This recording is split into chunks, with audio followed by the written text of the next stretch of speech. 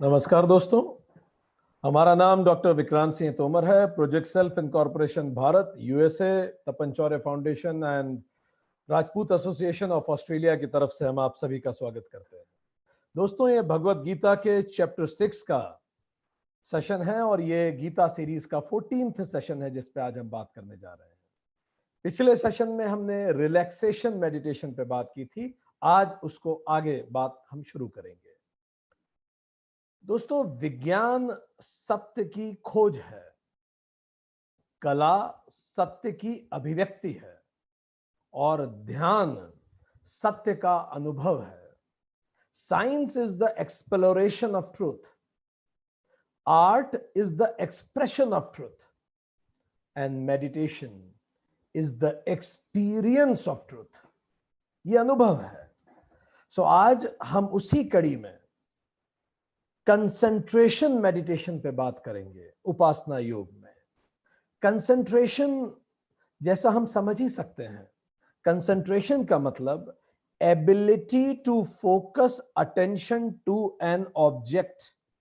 किसी भी एक विशिष्ट ऑब्जेक्ट पर अटेंशन जब हम पूरी तरह से फोकस कर पाते हैं तो हम कहेंगे कंसंट्रेशन हो गया, ध्यान लग गया।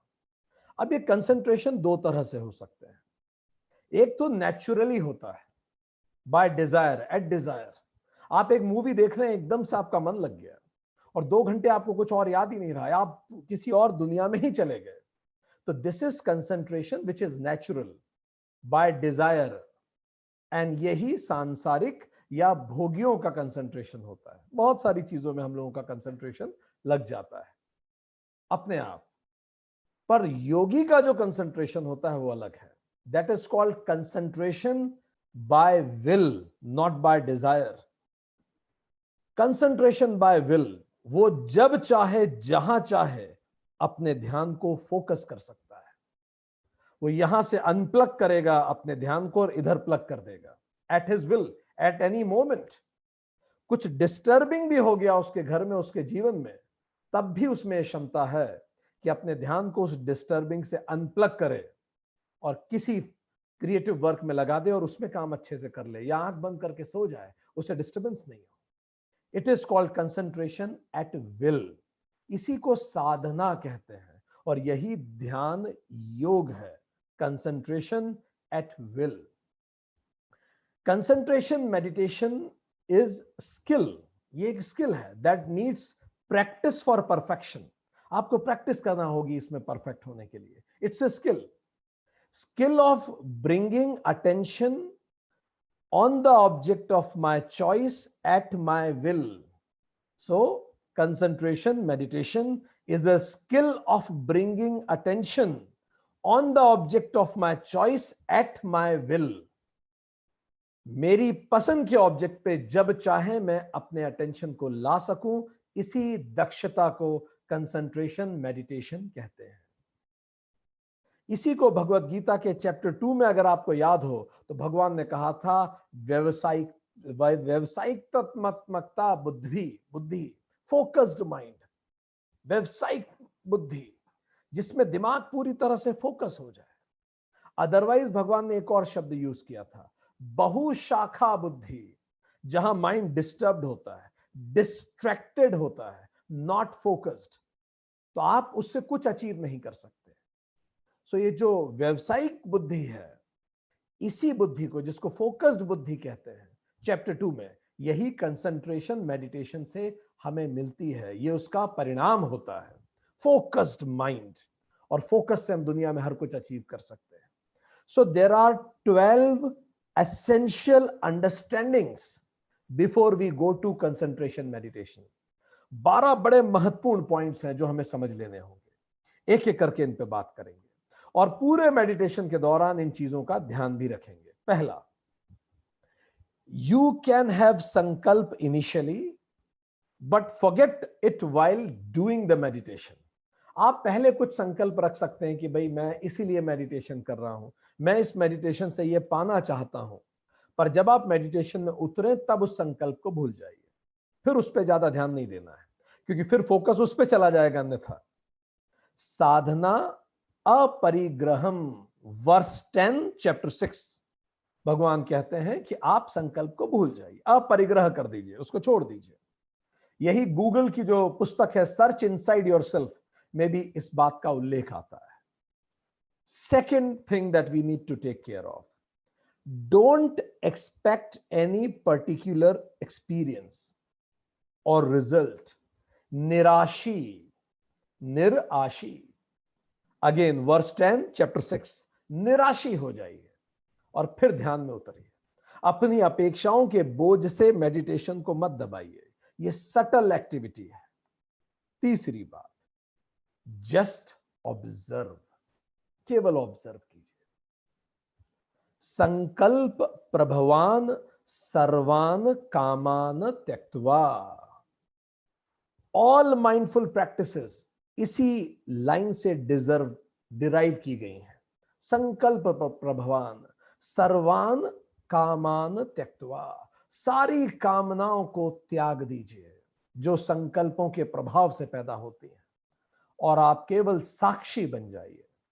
Just observe whatever is happening. Verse 24 chapter 6, संकल्प प्रभवान सर्वान कामान त्यक्त्वा। दुनिया भर की माइंडफुलनेस प्रैक्टिसेस यहीं से डिराइव हुई हैं। साक्षी हो जाइए। चौथा observation, stable and focused mind के साथ साधना में उतरिए। जब आपका मन थोड़ा शांत हो, स्टेबल हो, इसलिए सुबह का समय बेहतर है। विनयतम चित्तम यदा नियत मानसः, विनयतम चित्तम यदा, वर्स 18 चैप्टर 6। जब आपका चित्त थोड़ा शांत हो, नियत हो, नियत मानसः चैप्टर 6 वर्स 15, नियत मानसः, जब बिल्कुल मानस शांत हो, आपका चित्त शांत हो, वर्स 18 और वर्स 15 इन्हीं बातों को उजागर कर रही है, तब आप ध्यान में उतरिए। Fifth thing, attention on a higher object. Attention किसी हायर पे ही लाइए जो आपको प्रेरित कर सकता हो। वो हायर कुछ भी हो सकता है, वो मंत्र हो सकता है, प्रतिमा हो सकती है, परमात्मा हो सकता है, म्यूजिक हो सकता है, समथिंग जिस पे आपका विश्वास अटल हो, समथिंग जो आपको प्रेरित कर सके। हायर होना चाहिए वो ऑब्जेक्ट। वर्स 18 चैप्टर 6, आत्मनि एव अवतिष्ठते, जिसमें आप अपनी आत्मा को अवतिष्ठ कर सकें, उसको निछावर कर सकें, फोकस कर सकें। डोंट बी सेक्युलर, इस समय सेक्युलर होने की आवश्यकता नहीं है, कुछ हायर लीजिए। Herbert Benson, doctor Herbert Benson, such a laureate, वो इस बात को अपनी पुस्तक में भी उजागर करते हैं कि don't be secular, have something spiritually uplifted, कुछ स्पिरिचुअली अपलिफ्टिंग रखिए। इस समय सेक्युलर होने की आवश्यकता नहीं है। आत्मनम सदा युज्यन, और उसमें आप अपने मन को लगाइए। Verse 15 chapter 6। Now sixth thing, as soon as, ये बड़ा इंपॉर्टेंट है, ये बहुत ही इंपॉर्टेंट है, और ये इसीलिए भी इंपॉर्टेंट है क्योंकि पिछली बार हम लोगों ने मेडिटेशन किया था, तो मेडिटेशन में हम में से कई लोगों ने बाद में बताया था, सर हम बीच में ही सो गए थे। कुछ लोग बीच में कहीं और घूमने चले गए थे, और कुछ लोग मेडिटेशन कर पाए थे। तो तीन तरह के लोग थे पिछली बार जब हमने रिलैक्सेशन मेडिटेशन किया। कुछ लोग तो सो गए थे, कुछ लोग का दिमाग अति चंचल था तो कहीं घूमने चले गए थे, और कुछ लोग उस मेडिटेशन के साथ थे पूरे समय। हम लोगों ने आधा घंटा रिलैक्सेशन मेडिटेशन लगभग किया। तो उन सभी के लिए ये वर्स बड़ी इंपॉर्टेंट है। 26th वर्स चैप्टर 6, भगवान कहते हैं एज सून एज, वो कहते हैं परेशान होने की बात नहीं है, ऑब्वियस है, डोंट फील बैड, बिल्कुल खराब फील मत कीजिए। डोंट फील कि आप किसी से लेसर हैं। There is no spiritual competition. Spiritual realms में किसी तरह का कोई कंपटीशन नहीं होता, ये प्राकृतिक है। हम सब एक ही यात्रा के यात्री हैं। पेशेंस से कीजिए, और कोई कंपैरिजन नहीं। तो भगवान कहते हैं as soon as your mind goes away from the object of meditation, bring it back every time. जैसे ही मन कहीं और जाता है उसको वापस लाइए, जैसे ही कहीं और जाता है फिर वापस लाइए। और ये बड़ी इंटरेस्टिंग थिंग है, रिपीटेड फोकस। बार बार फोकस, रिपीटेड फोकस। तो क्या करना है, जब आप आंख बंद करके बैठे, जैसे आपका मन कहीं और चला जाए, हाँ, इतना साक्षी भाव बना के रखिए कि किस पल मन गया, अगर वो पता लग गया तो वापस ले आइए। पर कई बार ये होता है, जिस पल मन जाता है उस पल पता नहीं लगता, फिर काफी देर बाद पता लगता है यार मन चला गया था, फिर ले आइए उसे, कोई बात नहीं। धीरे धीरे साक्षी भाव बढ़ने लगेगा और आप एग्जैक्टली वो पॉइंट पकड़ लेंगे, इस पल मन गया, अब वापस ले आइए, फिर जाएगा, फिर लाइए। एंड इसको आप बार बार कीजिए। एंड ये बड़ी इंटरेस्टिंग एक्टिविटी होगी। ये बिल्कुल वैसी है जैसे आप सोने से पहले ये ध्यान लगाने का प्रयास करें, मैं किस पल सोया, आखिरी जागृत मोमेंट कौन सा था। It is a very interesting activity. रात को जब सोए तो जरा देखिए कि आखिरी जागृत पल कौन सा था। क्या आपको पता था वो पल जिसके बाद आप सो गए थे, आप सुसुप्ति में या स्वप्न में या सोने में चले गए थे। इसी तरह से सजगता, तो सजग हो जाइए, रिपीटेड फोकस लाइए। गीता कहती है वर्स 26 में, एतत् अस्थिरम चंचलम मनः, ये मन है ही अस्थिर और चंचल। तो डोंट फील बैड कि हम नहीं कर पाए पिछली बार, अच्छा है हम नहीं कर पाए, हम देख पा रहे हैं और अब इन बातों को और समझ पा रहे हैं। यत यत निश्चरति, जब जब विचरता है, भटकता है, तत तत, हर बार, बार बार, नियम्य, उसको हटाकर, रोककर, आत्मनि एव वशम नयेत, उसको फिर से वश में लाइए, जाएगा फिर लाइए, जाएगा फिर लाइए। और धीरे धीरे आप देखेंगे कि वो कम जाना चालू कर देगा और धीरे धीरे देखेंगे आपका सजगता बढ़ती जा रही है। तुरंत जाता आप लेके आते हैं, जाता लेके आते हैं। वर्स 10 चैप्टर 6 में भी यही, इसी के लिए एक शब्द आया है, सततम युज्जीत, बार बार जोड़ दीजिए, उसका योजन कीजिए, बार बार उसको जोड़ दीजिए। इसी बात को उठाया गया है मांडुक्य उपनिषद में। मांडुक्य कारिका, गौड़पादा ने जो उस पे अपनी टीका लिखी है, 3.44th वर्स में, लये संबोधयेत चित्तम विक्षिप्तम शमयेत पुनः सकशायम विज्ञानियात संप्राप्तम न चालयेत। When mind gets to the state of drowsiness, कई बार माइंड ड्राउजी हो जाता है, चलिए इधर उधर नहीं जा रहा, हम नींद आ गई, हमें इतनी शांति महसूस हो रही थी कि सर सो ही गए हम। When the mind goes to the state of drowsiness, stimulate and awaken it, फिर से उठाइए उसे। As it starts speeding up, और अभी कभी तेज चलने लगे, विचलित होने लगे, and distraction set in, और डिस्ट्रैक्शंस आने लगे, काम इट डाउन, उसको शांत कीजिए। Do it again and again. दुनिया भर के महानतम वैज्ञानिकों ने माइंडफुलनेस में जो रिसर्च की है, उसका आधार अगर आप गीता के इन श्लोक को माने तो कुछ गलत नहीं होगा। यही प्रैक्टिस हमें करनी है, बस हर बार, बार बार उसको वापस लेके आना है जब भी वो भटक के चला जाए। 7th point, gradually increase the time, अब धीरे धीरे समय बढ़ाइए। वर्स 25 चैप्टर 6, शनय शनय, धीरे धीरे, उपरमयित, उपरति को प्राप्त हो जाइए। चारों तरफ से अपना अटेंशन विड्रॉ करना चालू कीजिए। धीरे धीरे होगा, ये ग्रेजुअली होगा। पहले हो सकता है 1 मिनट तक आपका ध्यान रहा हो, दूसरी बार 5 मिनट तक रहा हो, या 2 मिनट तक, 3 मिनट तक। वो मेडिटेशन भी अब आप फिर से कीजिए, वो ऑलरेडी यूट्यूब पे डाला जा चुका है। अब आप क्या कीजिए, जब आप उस मेडिटेशन में जाएं, रिलैक्सेशन मेडिटेशन में, तो याद कीजिए कि पिछली बार मैं किस बॉडी पार्ट तक अवेयर था। अगर पिछली बार मैं चेस्ट तक अवेयर था तो अगली बार मुझे मस्तक तक अवेयर होना है। अगर मैं मस्तक तक अवेयर था तो इस बार मुझे नेचर में जाना है। तो इस तरह का संकल्प लीजिए, पर जब मेडिटेशन में जाइए तो संकल्प भूल जाइए, वो सबकॉन्शियस में रहेगा आपको। एंड धीरे धीरे उसको बढ़ाइए। ग्रति ग्रहितया, धैर्य युक्त, धीरे धीरे चलिए। वर्स 25, बुद्धया मनः आत्मस्थनम, बुद्धया मनः, बुद्धि से, मनः आत्मसंस्थनम, आत्मा में स्थापित कर दीजिए। तो 7th पॉइंट याद रखने का है, धीरे धीरे बढ़ाइए। हमने पहले भी कहा, धारणा मिनिमम 12 सेकंड की होती है, ध्यान उससे 20 गुना, मिनिमम 4 सेकंड का लगे तो ध्यान शुरू हो रहा है। गहरा ध्यान उससे 20 गुना कर दीजिए। और समाधि की शुरुआत होगी 80 मिनट। 80 मिनट अगर बिल्कुल सिंगल पॉइंटेड फोकस है तो हम कह रहे हैं हम समाधि के रास्ते पे अब अग्रसर हो गए। ग्रेजुअली बढ़ाइए इस समय को, धीरे धीरे बढ़ाइए। 20 टाइम्स में धारणा, ध्यान और समाधि मैनी फोल्ड, 20 फोल्ड टाइम्स वो बढ़ती है कंसंट्रेशन में।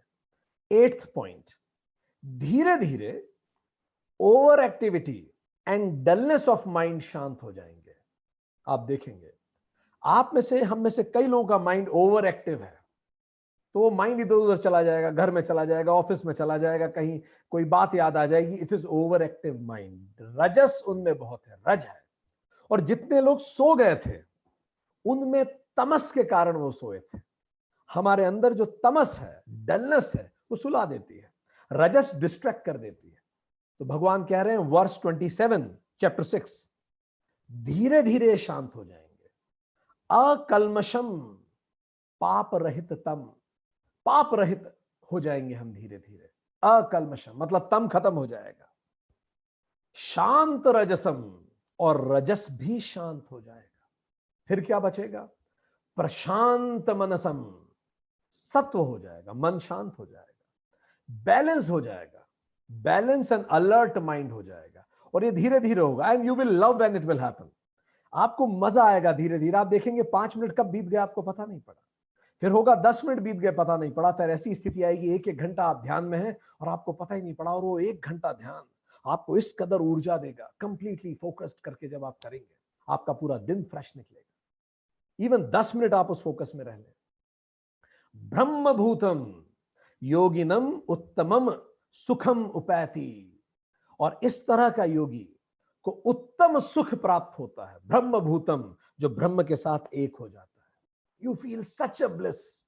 स्वामी विवेकानंद जब ध्यान में जाते थे, रामकृष्ण परमहंस इस दुनिया में नहीं रहे थे, उसके बाद उनका मन बड़ा दुखी भी था, तो उन्होंने अपने आप को पूरा ध्यान में झोंक दिया था। घंटों दिनों ध्यान में बैठे रहते थे और इतना उन्हें आनंद आता था कि उन्हें दुनिया में किसी की कोई आवश्यकता ही नहीं थी।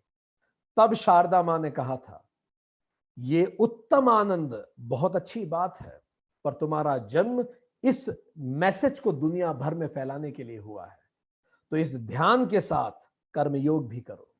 गो to Chicago and rest is history. So ये इतना उत्तम सुख होता है दैट हमें फिर किसी चीज की जरूरत नहीं पड़ती, एंड देन आप अपने विल पे से प्राप्त कर सकते हैं।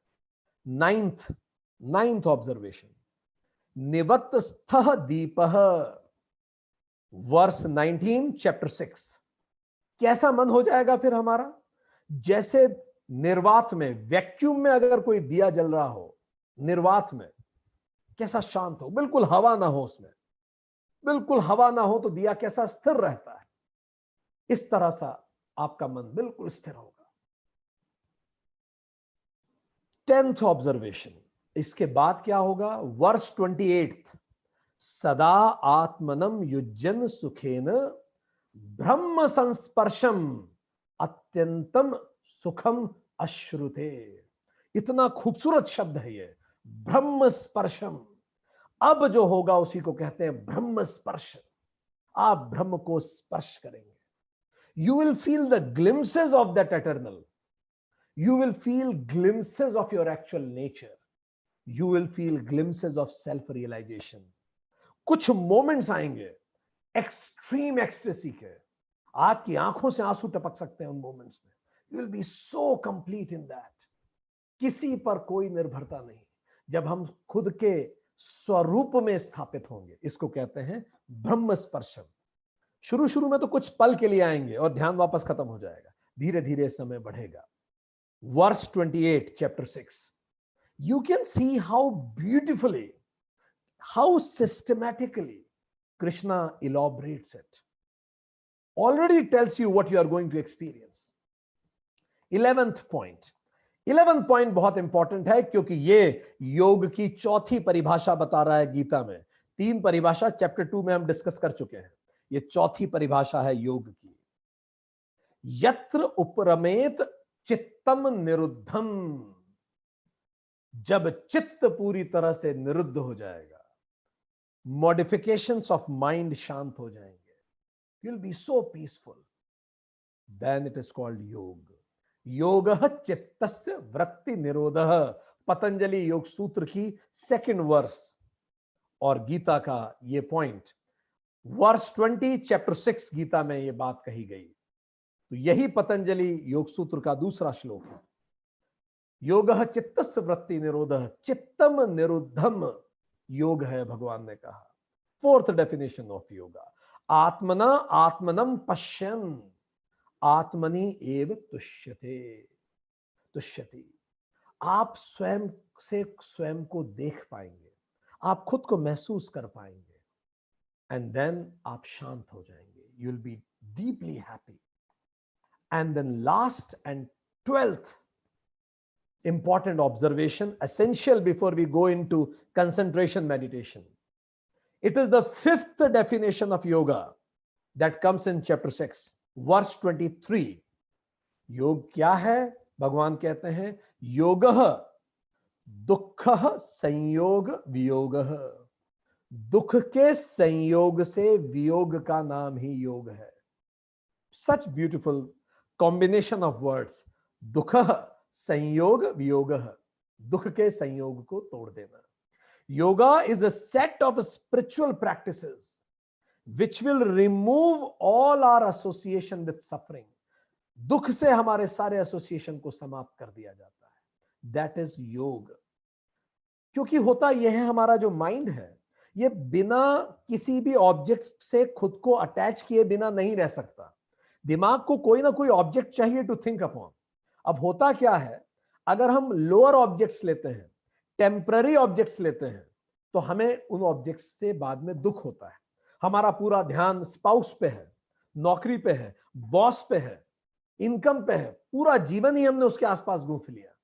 आज नहीं तो कल उस व्यक्ति के टेंट्रम से, बिजनेस के लॉसेस से हमें दुख होगा, कुछ ना कुछ हमें दुख होगा ही।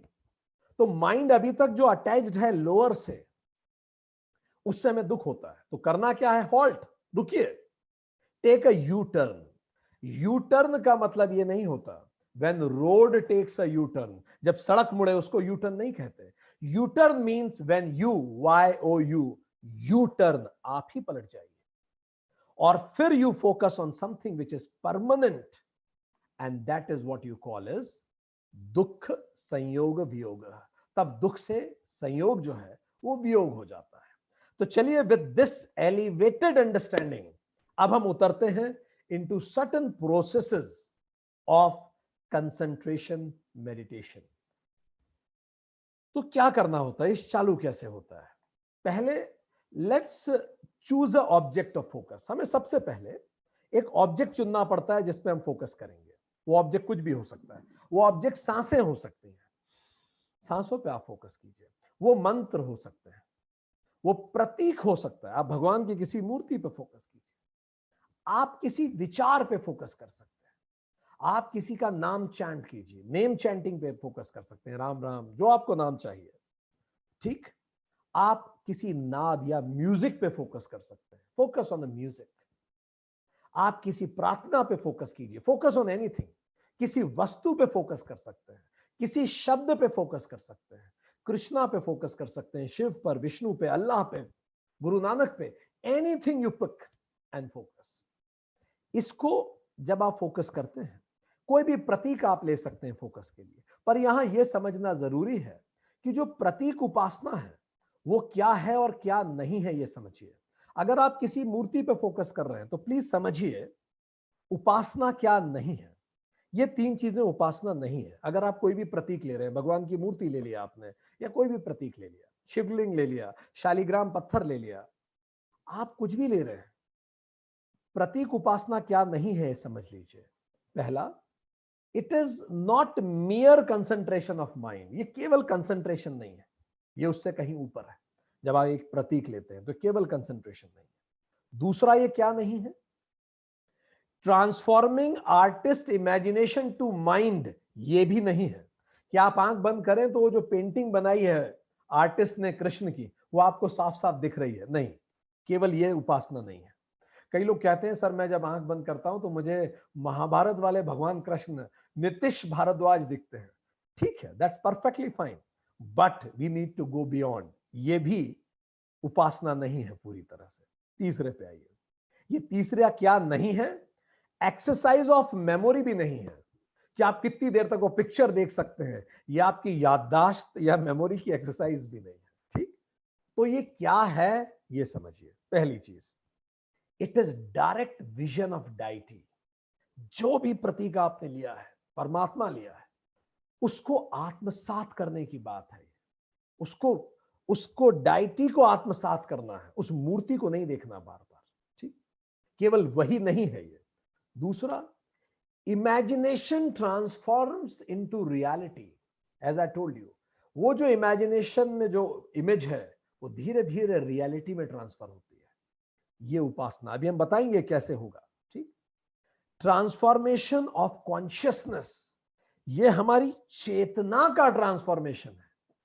केवल ये उस मूर्ति को देख के पूजा करना नहीं है, ये उस हमारी चेतना का ट्रांसफॉर्मेशन है। जैसे हम बताएं, केरल में महान शबरीमला मंदिर, वहां अयप्पा भगवान का जो मंदिर है, वहां एक विशेष प्रकार की पूजा होती है। जितने भी लोग श्रद्धालु होते हैं वो कुछ दिनों तक अपने शरीर के अंदर अयप्पा भगवान को धारण करते हैं। प्रतीक उपासना, वो धारण करते हैं। मान लीजिए जितने दिन भी वो धारण करते हैं, उतने दिन वो मान के चलते हैं कि मैं स्वयं ही अयप्पा भगवान हूं। Transformation of consciousness. अब मैं वही शब्द मुंह से निकालूंगा जो भगवान के लिए बोलने के लिए उचित हो। मैं वैसा ही सोचूंगा, खाऊंगा, करूंगा, महसूस करूंगा, मैं हर कुछ वही करूंगा, ये मानकर कि मेरे शरीर में भगवान स्थापित हो चुके। अब आप सोचिए, अगर आपके शरीर में भगवान हो, स्थापित आपने कर लिए, तो आप कैसे व्यवहार करेंगे? हम हमारे घर के मंदिर में जाके हमारा व्यवहार संतुलित कर लेते हैं। मंदिर में जाके हम गलत शब्द का प्रयोग नहीं करते। अगर मैंने स्वयं में ही उन भगवान को स्थापित कर लिया, तो उतने दिन मैं बिल्कुल अयप्पा भगवान जैसा बिहेव करूंगा। इससे क्या होगा? There will be a transformation in consciousness. मेरी कॉन्शियसनेस बदलेगी, ज्यादा चेतन होऊंगा। हर शब्द बोलने में मैं जागृत हो जाऊंगा, अरे ये क्या शब्द है, ये तो अनुचित शब्द है। गुस्सा भी करूंगा तो मैं जागृत हो जाऊंगा, हर जगह मैं जागृत रहूंगा कि ये शोभा नहीं देता। तो कैसे करेंगे? अगर इस तरह से प्रतीक उपासना करनी है तो 3 स्टेप्स को फॉलो कीजिए। 3 steps. First, living image of deity to be implanted deep inside. जो भी इमेज है, जो भी डाइटी है, उसकी इमेज को अपने अंदर स्थापित कीजिए। ठीक। दूसरा, continuous internal gazing from deep consciousness. लगातार उस डाइटी को अंतर मन से देखिए और उन्हें महसूस कीजिए अपने अंदर होना, उनका होना। And then go beyond that living image. और धीरे धीरे वो जो मूर्ति की इमेज आप अंदर महसूस कर रहे हैं, आप उस इमेज से भी बियॉन्ड जाइए, उस परम ऊर्जा पे जिसका प्रतीक है वो मूर्ति। तो पहला, उस इमेज को अपने अंदर स्थापित कीजिए। दूसरा, इंटरनल गेजिंग कीजिए उस इमेज को। तीसरा, उस इमेज के परे जो ऊर्जा है, वो महान चेतना है, परमात्मा है, परब्रह्म है, उससे आत्मसात करने का प्रयास कीजिए, उस ऊर्जा की तरफ जाइए। सो this is how it goes. ठीक। उपासना और पूजा में एक फंडामेंटल डिफरेंस है। उपासना क्या है? Meditation. It is a process of unwavering application of some thought on some object. बिल्कुल अक्षण हिले ना ऐसा फोकस किसी भी ऑब्जेक्ट पे करना, इसको हम उपासना कहेंगे। Without being disturbed, interrupted by alien thoughts. कोई भी बाहर के विचार आपको डिस्टर्ब ना करें, आदि शंकराचार्य कहते हैं। No alien thoughts. ये तो हो गया उपासना, मेडिटेशन। पूजा क्या है? वर्शिप। वर्शिप क्या है? प्रॉपरली कंसंट्रेटेड, पूरी तरह से कंसंट्रेट होकर ऑन अ प्रतिमा, किसी भी मूर्ति पर हम डेली वर्शिप करें उसको। रोज हमें नियत समय, नियत तरीके से रोज उस मूर्ति की वर्शिप करें। इससे क्या होगा? वो जो मूर्ति है, इट विल एक्वायर स्पेशल सेंटिटी। उसमें प्राण प्रतिष्ठा हो जाएगी, स्पेशल सेंटिटी आ जाएगी उसमें, and becomes the centre of divine grace and power. और फिर वो डिवाइन पावर का केंद्र बन जाएगी। यही मंदिरों के पीछे का कंसेप्ट है।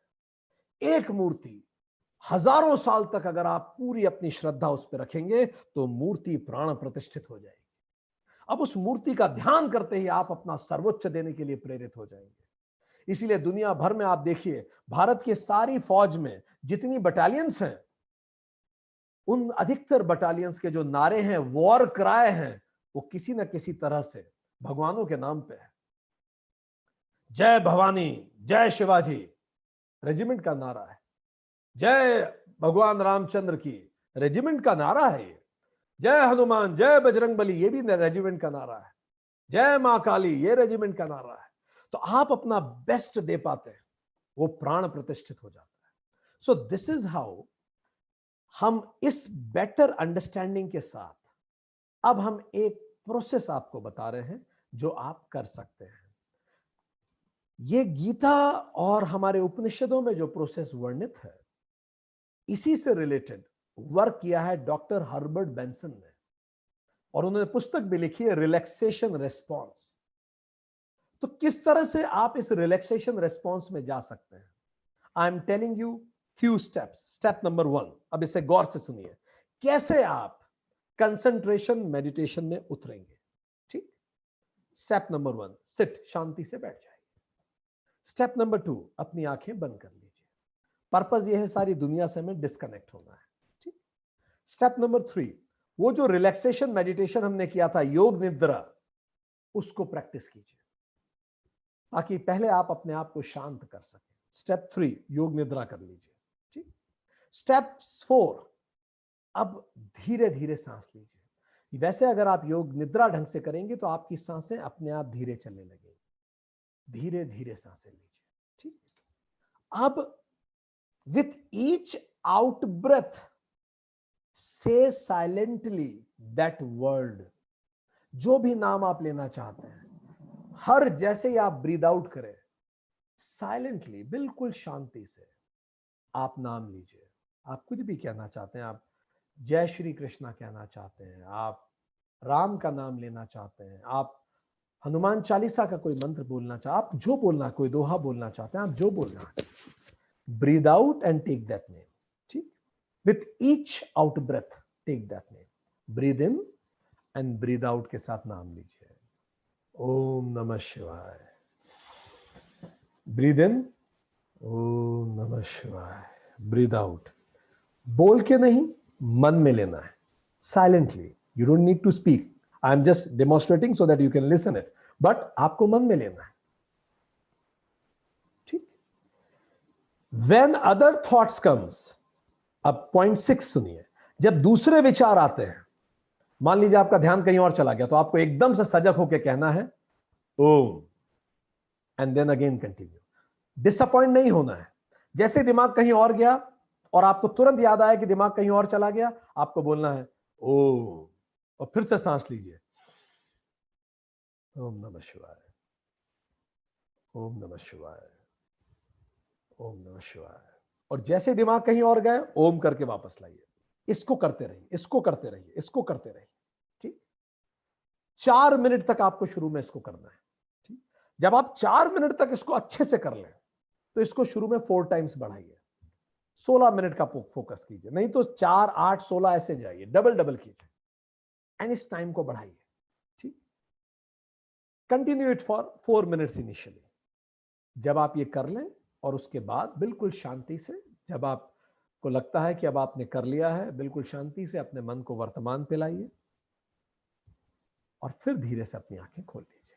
ठीक, तो हमने आपको कहा क्या प्रोसेस है। बैठिए, अपनी आंखें बंद कीजिए, रिलैक्सेशन मेडिटेशन कीजिए, योग निद्रा कीजिए, फिर धीरे धीरे से ब्रीद इन कीजिए, ब्रीद इन करिए, और ब्रीद आउट करते समय आप उस मंत्र का जाप कीजिए।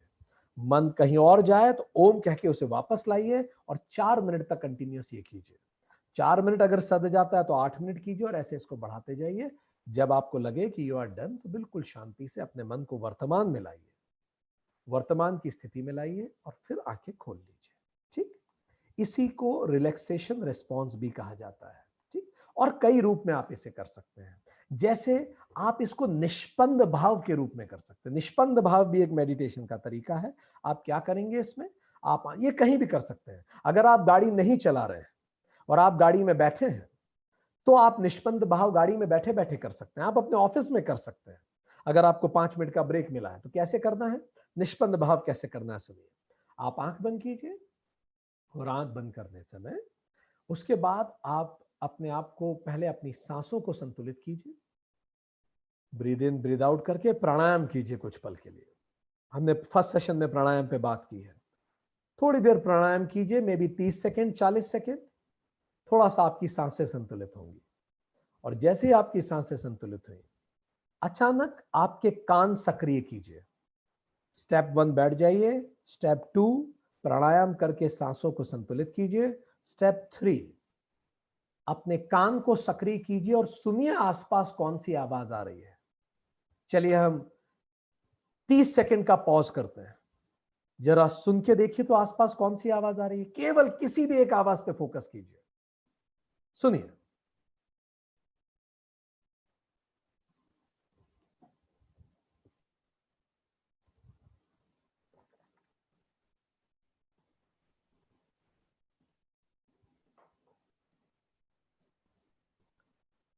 परफेक्ट।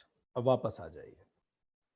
इस तरह से आपको कोई भी एक आवाज चुन लेनी, एट रैंडम, जो दिमाग चुन ले उसको चुन लीजिए। अब क्या करना है, ये स्टेप 3 हो गया। स्टेप 4 उस आवाज पे लगातार फोकस रखिए। ठीक। अब मान लीजिए आपको घड़ी की टिक टिक टिक आवाज सुनाई दे रही है, लगातार उस पर फोकस करते रह जाइए। फिर थोड़ी देर बाद आपको लगता है कि आपका ध्यान उस घड़ी की टिक टिक से जा रहा है कहीं और, फिर से आपको कहना है ओम। और ओम कहते ही बोलना नहीं है, डोंट स्पीक ओम in your minds mind, just say ओम कहिए एंड देन फिर किसी दूसरी आवाज पे ध्यान फोकस करिए। ठीक। अब आप कुछ और आवाज सुनिए, पंखे की आवाज पे फोकस कीजिए, किसी और आवाज पे फोकस कीजिए। ऐसे आप आवाजें बदलते रहिए। स्टेप 5 लगातार एक आवाज से दूसरी आवाज, दूसरी आवाज से तीसरी आवाज। आप ये भी कर सकते हैं कि उस आवाज पे ध्यान भंग होने से पहले ही दूसरी आवाज पे शिफ्ट हो जाइए, फिर तीसरी आवाज पे शिफ्ट हो जाइए, फिर चौथी आवाज, पांचवी आवाज। ऐसे जितनी आवाजें हैं आपके आसपास, कई बार आपको हृदय की गति की आवाज तक सुनाई देनी पड़ेगी, हार्ट बीट भी सुनाई देने लगेगी। उन सारी आवाजों पे स्विच होते जाइए और धीरे धीरे आप देखेंगे कि आप 10-10 मिनट तक लगातार केवल निष्पन्द भाव से आवाजों पे गमन कर रहे हैं। इसका मतलब आपने अपने सारे सेंसेस रोक दिए, सारे विचार रोक दिए। You are switching the sounds. आपका दिमाग बड़ा शांत हो जाएगा। ये करके देखिए, निष्पन्द भाव। आप खाने खाते समय मेडिटेशन कीजिए, जैसे भगवान बुद्ध बताते थे। यू आर ईटिंग फूड, आप लीजिए उस कोर को मुंह के अंदर डालिए और आंखें बंद कर लीजिए while you are chewing it. जैसे आपने कोर मुंह के अंदर डाला, बिल्कुल गहन साधना में जाइए और उसके रस को महसूस कीजिए। महसूस कीजिए कि कैसे आप जब चबाते जा रहे हो उसे, तो उसका रस आपके कंठ से उतर रहा है। महसूस कीजिए कि वो रस आपके कंठ से उतर के आपके एब्डोमेन में जा रहा है और कैसे आपके पूरे शरीर को ऊर्जावान बना रहा है। हर एक कोर उसका डिस्टिंक्ट स्वाद, उसमें कौन कौन सी स्पाइसेस हैं, हर एक बारीक बात पर विचार कीजिए। आप देखेंगे खाना स्वयं ध्यान बन जाएगा। करके देखिए, बड़ा आनंद देने वाला है। ठीक। तो इस तरह से हम अलग अलग जगह, आप पेन मेडिटेशन भी कर सकते हैं। कई लोगों ने व्हाट्सएप ग्रुप में हमसे पूछा भी था, पेन मेडिटेशन कर सकते हैं। पेन मेडिटेशन कैसे होता है, इसकी स्टेप सुनिए। पेन का पहले कंसेप्ट समझिए। हमें जो भी पेन होता है, शारीरिक या मानसिक, so every issue of our body is connected with some or the other tissue of our every issue of our mind is connected with some or the other tissue of the body. हमारे दिमाग का हर एक issue शरीर के किसी ना किसी tissue से कनेक्टेड होता है। मान लीजिए आप किसी बात से बहुत परेशान हैं, तो क्यों सिर दुखने लगता है? Issue tissue are connected. Biology और साइकोलॉजी पढ़ाई अलग जाती है, वो अलग है नहीं। तो जब भी आप किसी बात से परेशान होते हैं, आप शरीर के किसी टिश्यू पे उसको स्टोर कर लेते हैं, उस परेशानी को, उस दुख को, उस दर्द को, उस यातना को, उस फीलिंग को, और वो टिश्यू हर्ट हो जाता है। I have read many such articles कि ये इस कदर हो सकता है कि अगर कोई व्यक्ति लगातार बहुत लंबे समय तक परेशान रहता है तो उसके शरीर का वो टिश्यू सेल कैंसेरियस तक हो सकते हैं, कैंसर तक डेवलप हो सकता है, केवल इस कारण से। इस पे भी रिसर्च जारी है। सो कैसे इसको करना है? हमें टिश्यू से पूछना है इशू, या फिर हमें इशू से पूछना है टिश्यू। कहीं से भी कहीं जा सकते हैं, ये एक ही हाईवे है। जैसे मुंबई से जब पूना जाते हैं तो मुंबई से निकले तो पूना रोड है, पूना से निकले तो मुंबई रोड है, तो दोनों एक ही बात है। तो कैसे करना है इसको समझिए। आप आंख बंद करिए, मान लीजिए आपकी गर्दन में आपको दुखता है, आपका शोल्डर दुखता है, आपका कंधा दुखता है अकारण, और उसका कोई मेडिकल रीजन नहीं पता लगाया गया। तो ये सच्ची घटना आपको बता रहे हैं। तो दिस गर्ल, इसका कंधा जो दुखता था हमेशा, कोई मेडिकल रीजन नहीं था। तो आंख बंद करें, आंख बंद करके उस पेन पॉइंट पे जाइए, जो भी पेन पॉइंट है। ठीक। अच्छा, जो लोग हार्ट के पेशेंट्स हैं उनके लिए ये सजेस्टेड नहीं है। ठीक। सो आप उस पेन पॉइंट पे जाइए जहां भी दर्द होता है। मान लीजिए कंधा दुख रहा है, आप उस पे कंसंट्रेशन कीजिए, उस दर्द पे फोकस कीजिए, कैसा दर्द हो रहा है। जब आप दर्द पे फोकस करते हैं, दर्द बढ़ता है, और धीरे धीरे दर्द को इंटेंसिफाई कीजिए। आप ऐसे बोलिए, सुनिए, जैसे दर्द पे फोकस किया, कंधा दुख रहा है तो आपका कंधा और तेज दुखने लगेगा। फिर आप क्या कीजिए, काउंट कीजिए 3 डाउन टू 1, और इस दर्द को 3 गुना बढ़ाइए। 3, और बढ़ गया। 2, higher. 1, all the more intense. ऐसे 3 to 1 बोल बोल के मन में ही इस दर्द को बढ़ाइए।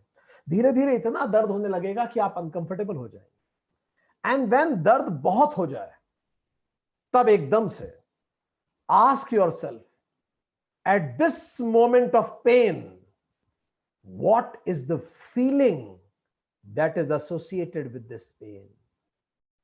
क्या भाव मेरे अंदर आ रहा है? अब नोटिस कीजिए, हम फिजिकल से साइकोलॉजी पे शिफ्ट हो गए। एंड बड़े इंट्यूटिवली उस भाव पर विचार कीजिए। उस लड़की की जिसकी हम बात कर रहे हैं, उसने जैसे ही उसको कहा गया, इंट्यूटिवली सोचिए, जो भाव आ रहा है वो बोलिए। तो she said, I lost my father, मेरे पिता की मृत्यु हो गई। Then go to that moment of that death of father.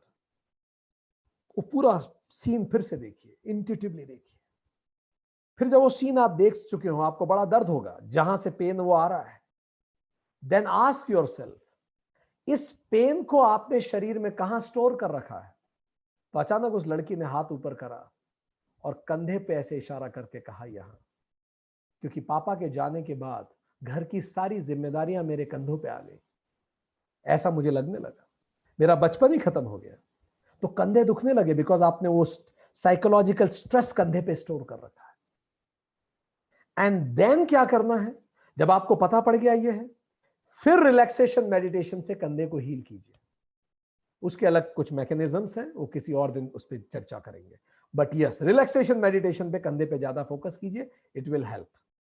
चलिए, so this is what are various techniques of concentration meditation. Now we will go for value meditation. Next method, value meditation. Whatever comes naturally to a realized ज्ञानी should be the goal of a yogi. ज्ञानी को जो चीज स्वतः उपलब्ध होती है, योगी के लिए वो लक्ष्य होता है उसको प्राप्त करना।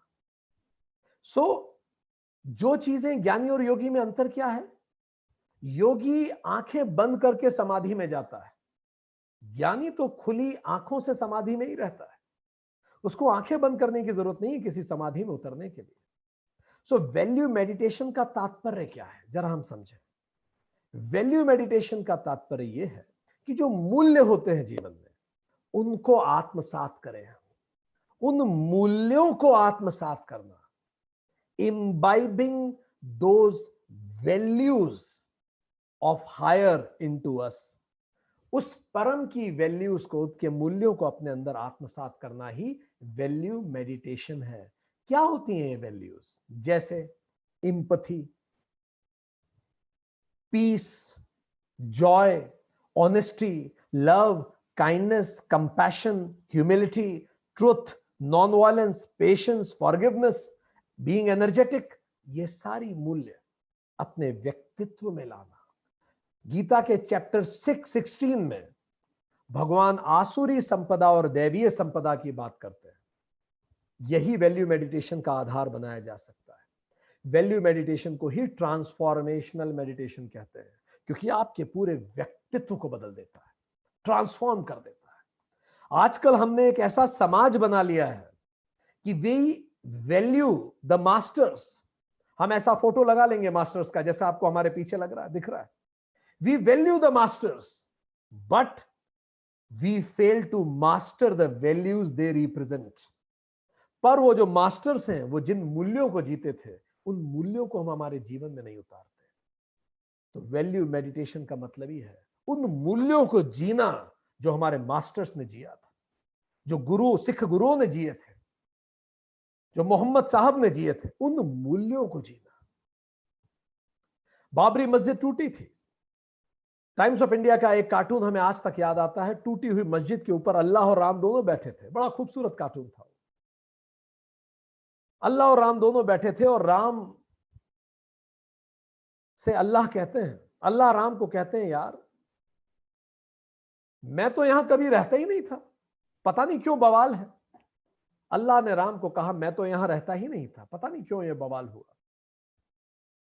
राम ने भी बड़े भारी भाव से अल्लाह को उत्तर दिया, और अब मैं यहां रह नहीं सकता, I can not live here. Ram ने कहा, मेरी परंपरा और मेरे मूल्य तो भाई भाई के लिए साम्राज्य त्याग देता था, वो मूल्य मैंने सिखाए थे। इतनी हिंसा, ये तो मेरे मूल्य नहीं थे। इतने लोग मारे जाएं, ये तो अयोध्या जहां युद्ध ना हो, ऐसा तो मैंने नाम नहीं सोचा था। मूल्य, वैल्यूज दे रिप्रेजेंट। कई बार होता है हम विश्व बंधुत्व की बात करते हैं, और हमारे घर में ही हमारी छत के नीचे जो व्यक्ति रहता है, उसके प्रति हमारा व्यवहार अच्छा नहीं होता। तो वैल्यू मेडिटेशन इन चीजों को याद दिलाता है कि आप विश्व बंधुत्व में बड़ी बड़ी बात कर रहे हैं, भारत पाकिस्तान के रिश्ते सुधरने चाहिए, पीस कैसे लाई जाए। अरे पहले आप आपके घर में जो दूसरे लोग हैं, उनके प्रति अपने व्यवहार को तो मृदुल कीजिए। यह है वैल्यू मेडिटेशन। स्वामी दयानंद ने एक पुस्तक लिखी है इस पे, वैल्यू ऑफ वैल्यूज।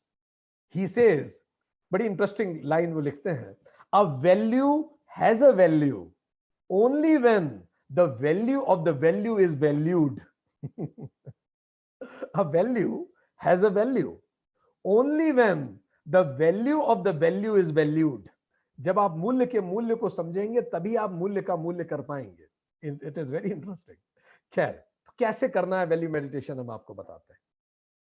इसके 3 प्रीरिक्विजिट्स हैं। जैसे कंसंट्रेशन मेडिटेशन के हमने 12 बताए थे, इसके 3 प्रीरिक्विजिट्स हैं।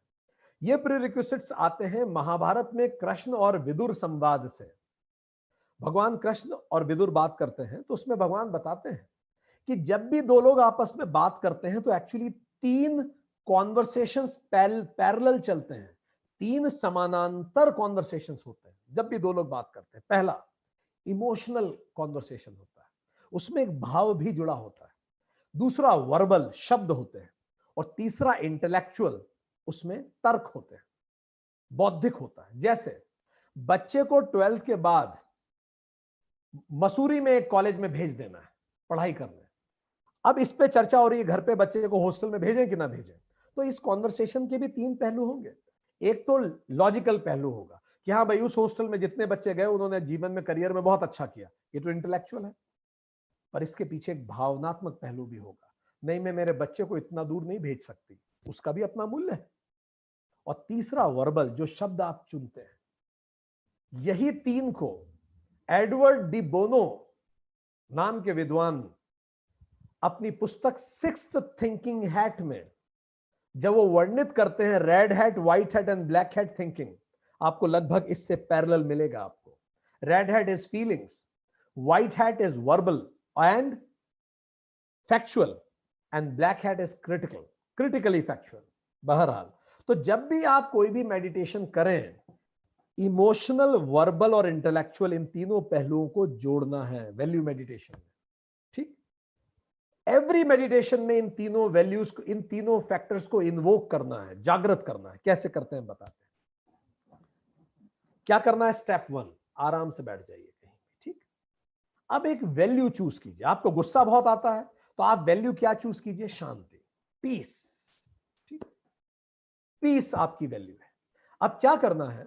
आपने वैल्यू चूज कर ली पीस। अब आंख बंद करके आपको इमेजिन योर करना है, खुद को इमेजिन करना है डिमॉन्स्ट्रेटिंग दैट वैल्यू, कि आप उस वैल्यू को डिमॉन्स्ट्रेट कर रहे हैं।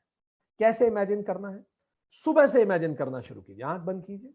You got up very peacefully. अब जब आप कह रहे हैं यू गॉट अप पीसफुली, तो कैसे? फील कीजिए उस पीस को, फीलिंग। माइंड्स वर्ड्स में कहिए मन ही मन, सच बोलना नहीं है, वो तो हमें बोल के आपको बताना पड़ रहा है, पर ये आपको मन में बोलना है। Such a peaceful morning, verbal. See it also, visually see it so that you can intellectualize such a peaceful morning. अगर आप बहुत विजुअलाइज नहीं कर सकते तो एनर्जी से महसूस कीजिए। तो फीलिंग, लॉजिक्स एंड, उस लॉजिक मतलब विजुअली आपको देखना है उसको, एंड वर्बली भी बोलते जाना है। अब आप उठे, बड़ी शांति से आपने अपने नित्य कर्म किए। आप न्यूज़पेपर पढ़ रहे हैं, बड़ी शांति से आप पेपर पढ़ रहे हैं। आपने खाना बनाया, तैयार हुए, ऑफिस गए, ऑफिस में इनसे मिले, बहुत शांति से आपने उन्हें हेलो कहा। दिन भर की दिनचर्या को रिलिव कीजिए। हर जगह 3 dimensions, words, thinking, feeling, words, thinking, feeling, words, thinking, feeling.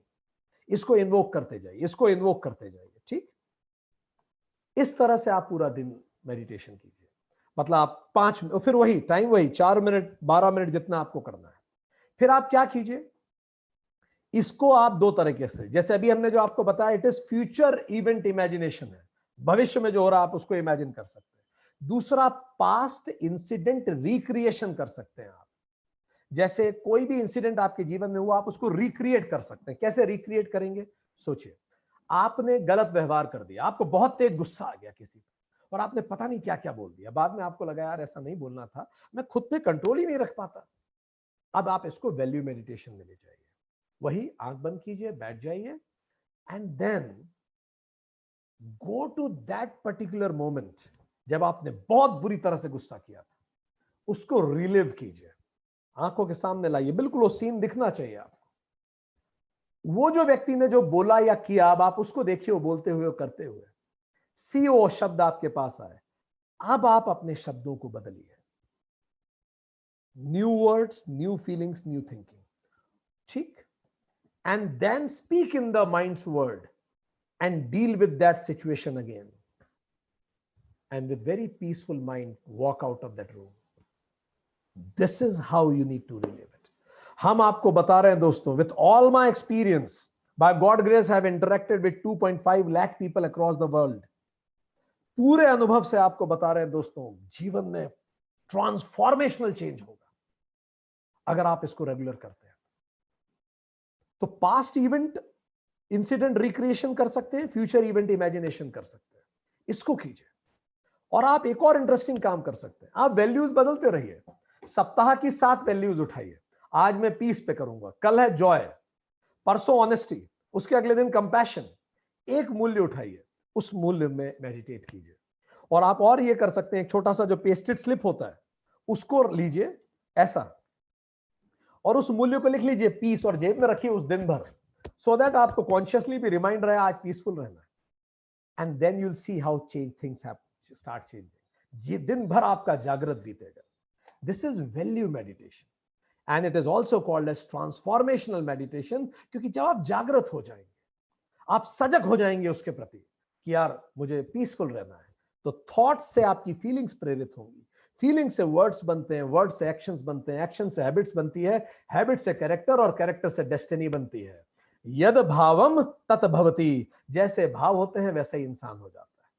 Thoughts are the bricks and whole life is building.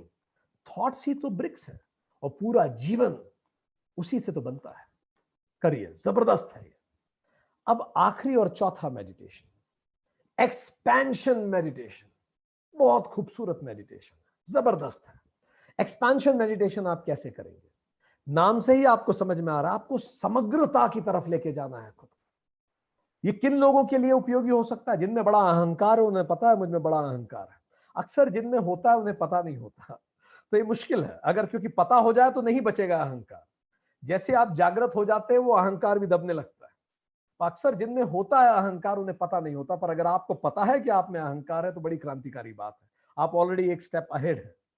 सो अगर आप अपने आप को, आप में अहंकार बहुत है, या फिर आप अपने आप को बड़ा निम्न समझते हैं, मतलब आप किसी भी कॉम्प्लेक्स के शिकार हैं, इंफ्यूरिटी कॉम्प्लेक्स या सुपीरियरिटी कॉम्प्लेक्स, दोनों ही समत्व से इक्वल दूरी पे है, दोनों ही संभाव नहीं है, दोनों ही हमें मानसिक रूप से विकृत बनाते हैं। तो अगर आप में एरोगेंस है या फिर आप में इंफ्यूरिटी है, दोनों के लिए आपका ये मेडिटेशन बड़ा उपयोगी हो सकता है। कैसे करना है? फिर से आप शांति से बैठेंगे। उसके बाद आपको क्या करना है, आंख बंद करके इस मेडिटेशन से पहले, देखिए वैल्यू मेडिटेशन से पहले रिलैक्सेशन मेडिटेशन करना जरूरी नहीं है। कंसंट्रेशन के पहले कर लें तो अच्छा है, रिलैक्सेशन मेडिटेशन जो लास्ट सेशन में बताया था। पर एक्सपांशन मेडिटेशन के पहले भी अगर आप रिलैक्सेशन मेडिटेशन करें तो अच्छा है। तो कैसे करेंगे? देखिए, बैठ जाइए शांति से और आप रिलैक्सेशन मेडिटेशन का पूरा 15-20 मिनट का पूरा रिलैक्सेशन मेडिटेशन कर लीजिए। अब जब बिल्कुल आप शांत हो जाएं, ठीक, कोशिश करें शवासन में करें, बैठ के करें तो भी हर्ज नहीं है।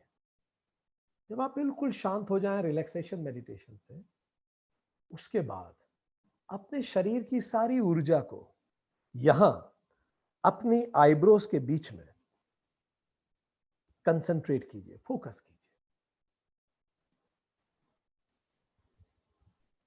और इसके बाद आप इस ऊर्जा को त्वरित रूप से एक संकल्प के साथ, क्योंकि आप जागृत हैं, अपने शरीर के बाहर निकालिए।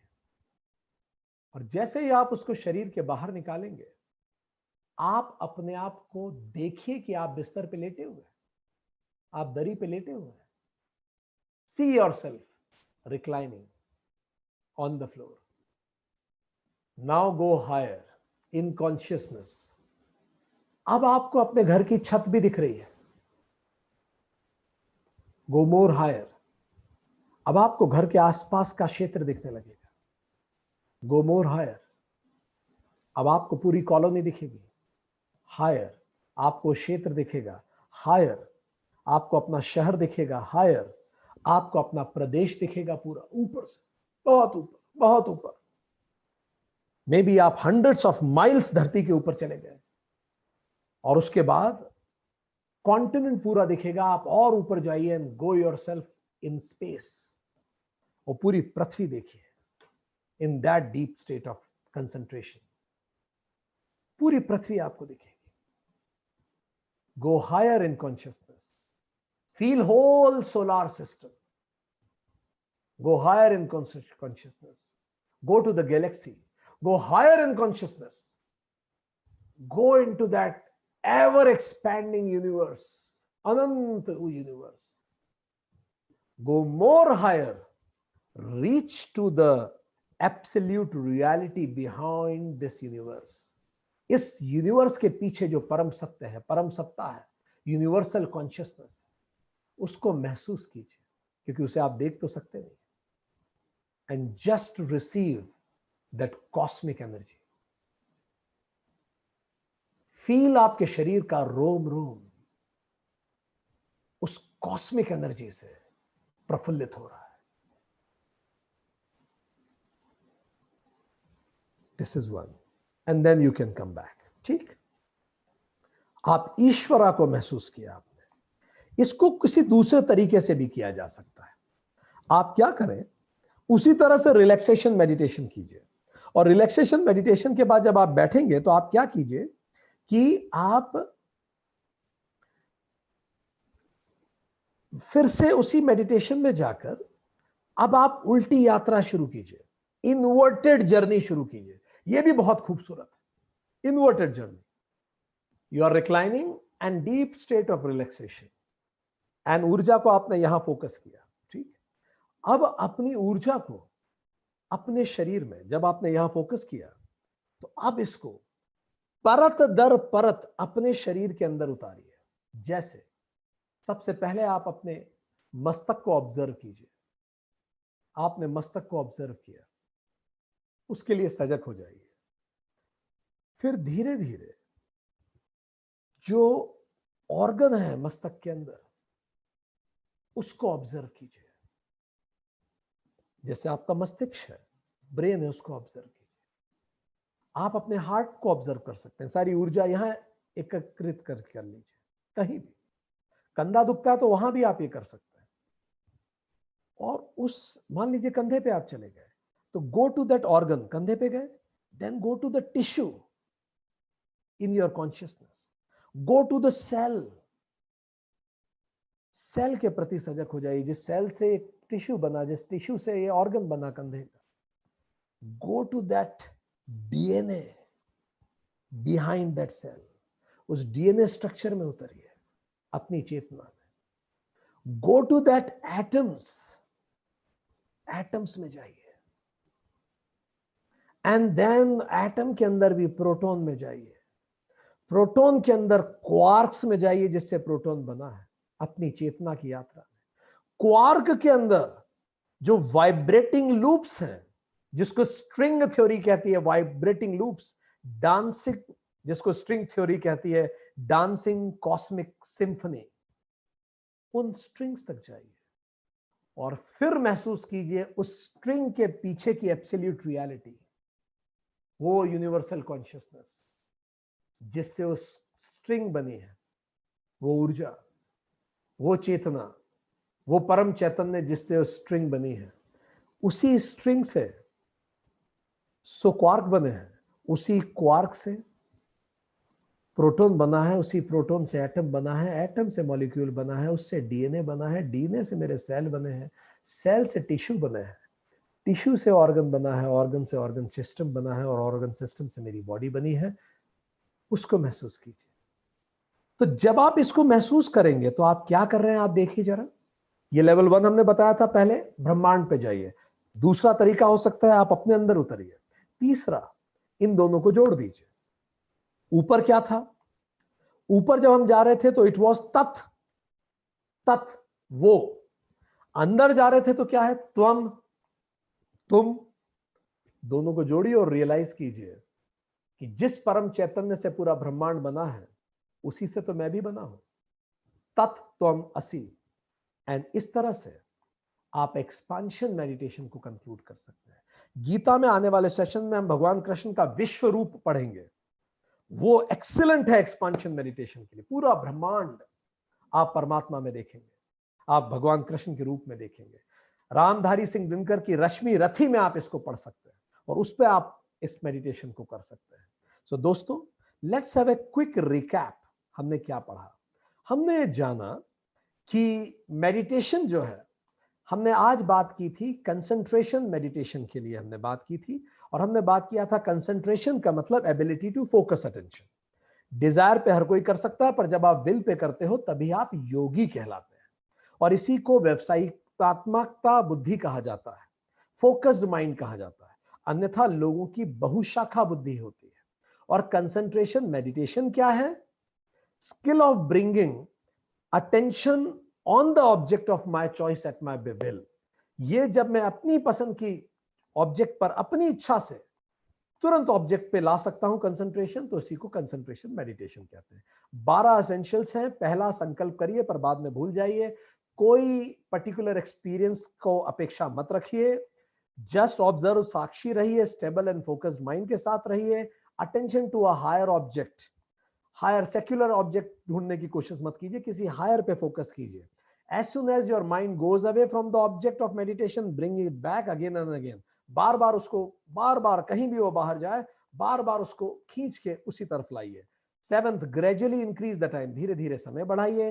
8th, धीरे धीरे ओवर एक्टिविटी रज या डलनेस तम, तम दोनों शांत हो जाएंगे, और प्रशांत मनसा, धीरे धीरे मन शांत हो जाएगा। 9th, mental activity will be like a flame with no wind, बिल्कुल फ्लेम की तरह शांत हो जाएगी जहां विंड नहीं होती। 10th, इसी में ग्लिम्सेस ऑफ एटर्नल दिखेंगे, ब्रह्म स्पर्शम होगा, हम ग्लिम्स देख पाएंगे एटर्नल के। 11th, डेफिनेशन ऑफ योगा, योगः चित्तस्य वृत्ति निरोधः, चित्त की वृत्तियां रुक जाएंगी। और इसके बाद 12th में हमने देखा 5th डेफिनेशन ऑफ योगा, दुःखः संयोग वियोग, और दुख से सारे संयोग वियोग हो जाएंगे। और इस बेहतर एसेंशियल अंडरस्टैंडिंग के बाद हम मेडिटेशन शुरू कर सकते हैं। तो मेडिटेशन सांस, मंत्र, प्रतीक, विचार, नाम, नाद, म्यूजिक, प्रार्थना, वस्तु, फूड, किसी पे भी हो सकता है। ठीक, हमने डॉक्टर हर्बर्ट बेंसन की भी बात की, रिलैक्सेशन रेस्पॉन्स की भी बात की, और हमने आपको एक टेक्निक भी बताई किस तरह से आप उसके थ्रू जब भी आप सांस ब्रीद आउट करें उस चैंटिंग को करें, और जब जब मन बाहर जाए उसको वापस लेके आइए, 4 मिनट कीजिए, जैसे ही बाहर जाए ओम बोल के वापस लाइए। हमने बात की निष्पन्द भाव कर सकते हैं, खाने पर हम ध्यान लगा सकते हैं, म्यूजिक पे ध्यान लगा सकते हैं। हमने बात की थी इवन पेन मेडिटेशन हम कर सकते हैं बॉडी के टिश्यू और इश्यू के बीच में। हमने ये भी बात की कि प्रतीक उपासना का मतलब केवल उस मूर्ति को देखना नहीं है, उसकी वैल्यूज को अपने अंदर आत्मसात कर लेना है, उस मूर्ति के परे हो जाना है। और इसीलिए उपासना और पूजा में अंतर है। पूजा में एक ही समय नियत डाइटी की बार बार आप जब पूजा करते हैं तो वो प्रतिष्ठित हो जाती है, प्राण प्रतिष्ठा हो जाता है। वैल्यू मेडिटेशन हमने फिर देखा, वैल्यू मेडिटेशन का मतलब ही ये है कि हम वैल्यूज को अपने अंदर इम्बाइब करें, इसी को ट्रांसफॉर्मेशनल मेडिटेशन कहते हैं। इसको करने के लिए हमें इमोशनल, वर्बल और इंटेलेक्चुअल तीनों डायमेंशंस में इन्वोक करना होता है।